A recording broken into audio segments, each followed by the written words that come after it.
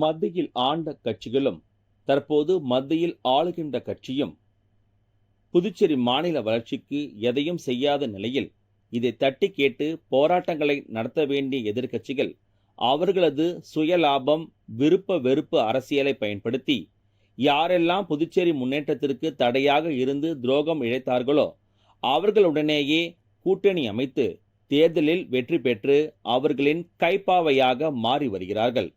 இப்படிப்பட்ட சூழலில் நடைபெறவிருக்கின்ற 2024 பாராளுமன்ற தேர்தலை பயன்படுத்தி இவர்களுக்கு பாடம் புகட்ட வேண்டும் என்ற எண்ணத்தில் பொதுநல அமைப்புகள் ஒன்று கூடி ஆலோசனை நடத்தி பொது வேட்பாளரை நிறுத்த வேண்டும் என்று முடிவெடுத்தோம்.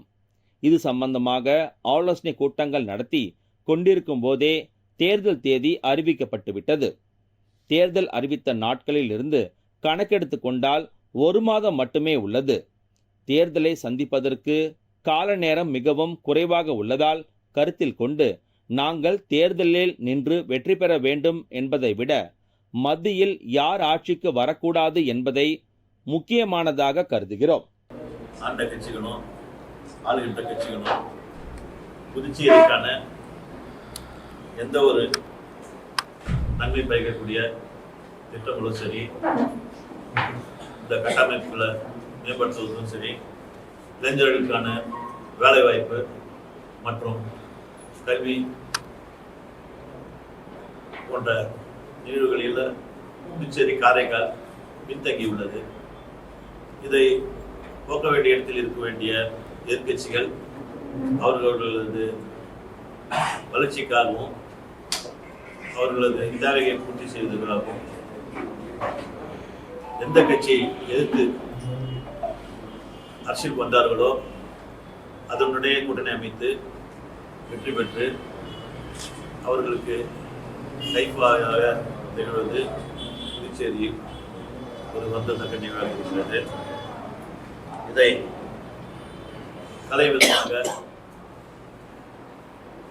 நமது பொதுநல அமைப்புகள் ஒன்று கூடி சில போராட்டங்களை முன்னெடுத்ததன் பயனாக அது பெரிய ஒரு தாக்கத்தை ஏற்படுத்தி புதுச்சேரிக்கு மாநில அந்தஸ்து மற்றும் மத்திய அரசுக்கு கிடைக்கக்கூடிய திட்டங்களை செயல்படுத்த வலியுறுத்தி பல போராட்டங்கள் நடத்தினோம்.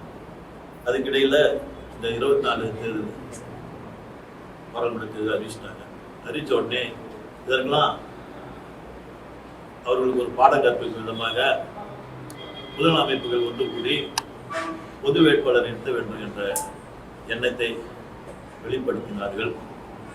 அப்படிப்பட்ட நிலையில் இந்த கூட்டங்கள் ஆலோசனை கூட்டம் நடந்து கொண்டிருக்கும் நேரத்திலேயே பாராளுமன்ற தேர்தல் தேதி அறிவிக்கப்பட்டு அந்த தேர்தல் தேதியின் கால அளவு மிக குறுகிய நிலையில் இருப்பதால் இதற்கு தற்போது நேர காலம் இல்லாத சூழ்நிலையில் பொது வேட்பாளர் என்ற அந்த நிலைப்பாட்டை மறுபரிசீலனை செய்து இதை நாம் எப்படி கொண்டு சென்றால் நம் புதுச்சேரிக்கு நன்மை பயக்கும் என்ற விதத்தில் கருத்துக்கள் கூறப்பட்டுள்ளது.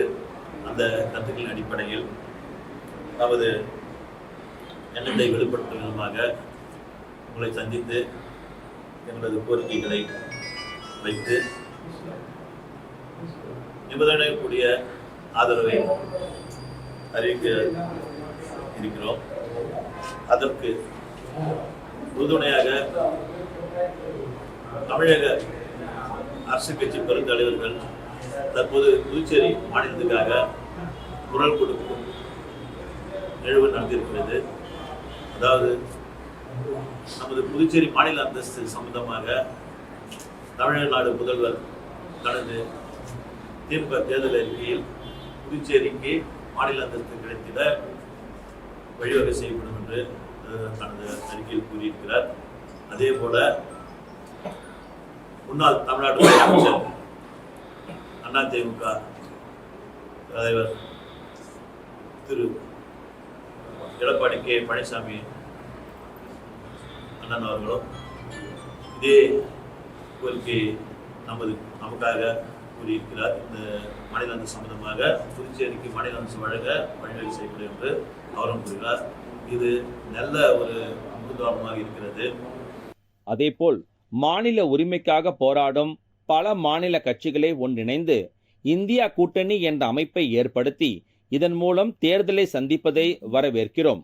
புதுச்சேரி முன்னேற்றத்திற்கு காங்கிரஸ் ஆட்சி காலத்தில் செய்ய தவறிய கோரிக்கைகளை தற்போது மதசார்பற்ற இந்திய கூட்டணி நிறைவேற்றும் என்ற நம்பிக்கையில் புதுச்சேரி மக்களின் எதிர்பார்ப்பை வெளிப்படுத்தும் விதமாக மத்திய நிதி குழுவில் புதுச்சேரியை இணைக்க வேண்டும், புதுச்சேரிக்கான கடன்களை தள்ளுபடி செய்ய வேண்டும், தாய்மொழியான தமிழ் மொழியை பின்னுக்கு தள்ளி பிற மொழிகளை திணிக்கும் விதமாக கொண்டு வரப்பட்டுள்ள தேசிய கல்விக் கொள்கை என்ற திட்டத்தை முழுமையாக ரத்து செய்து மாநில கல்விக் கொள்கைக்கு வழிவகை செய்ய வேண்டும்.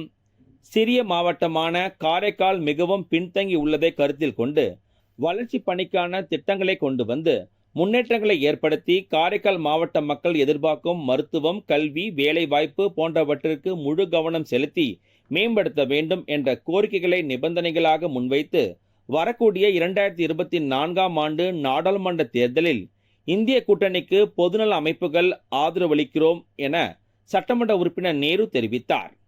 புதுச்சேரிக்கு உரிமை குரல் கொடுக்க தமிழக தலைவர்கள் தயாராகிவிட்டார்கள் என்ற நல்ல மகிழ்ச்சியான செய்தி நம்மளுக்கு வந்து கொண்டிருக்கிறது.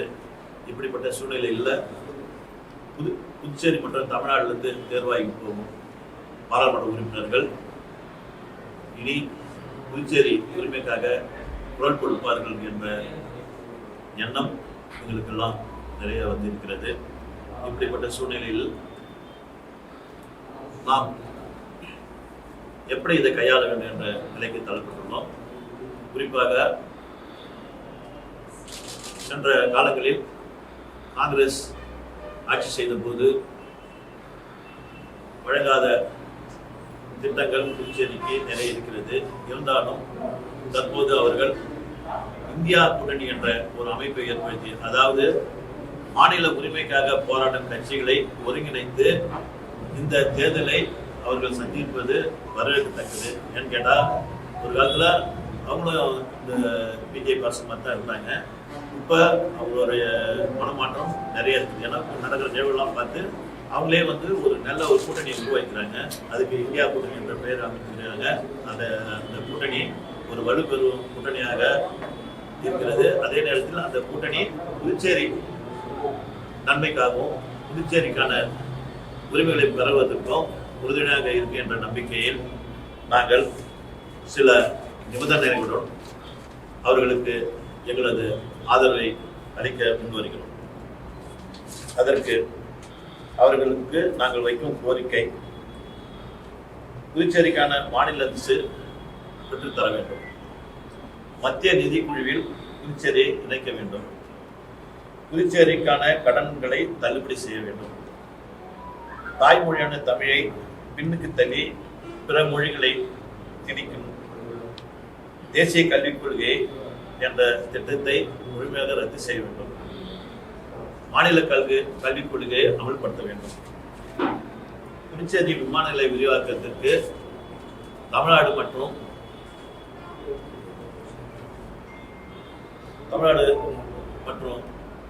மத்திய அரசு முன்வர வேண்டும்.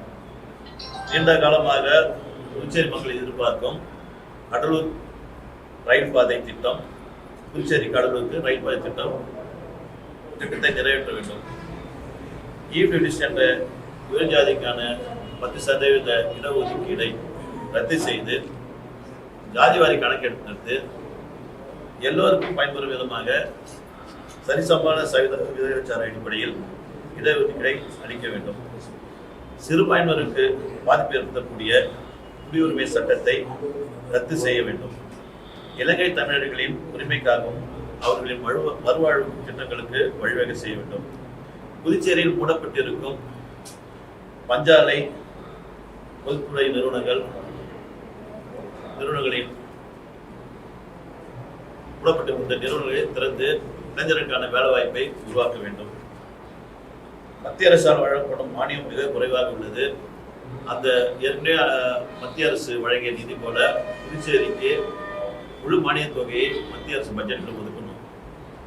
அதனால இந்த மாதிரி நிறைய திட்டங்கள் புதுச்சேரிக்கு தடையா இருக்கிறதுலாம் இந்த இந்திய அதாவது இந்த இந்தியா கூட்டணி அரசு எங்களுக்கு செய்து கொடுக்கின்ற நம்பிக்கையில் அவர்களுக்கு நிபந்தனைகளுடன் கூடிய எங்களது பொதுநல அமைப்பினர்களின் முழு ஆதரவையும் அவர்களுக்கு எனது சார்பாகவும் அவர்கள் சார்பாகவும் அளிக்கணும் என்பதை தெரிவித்துள்ளேன்.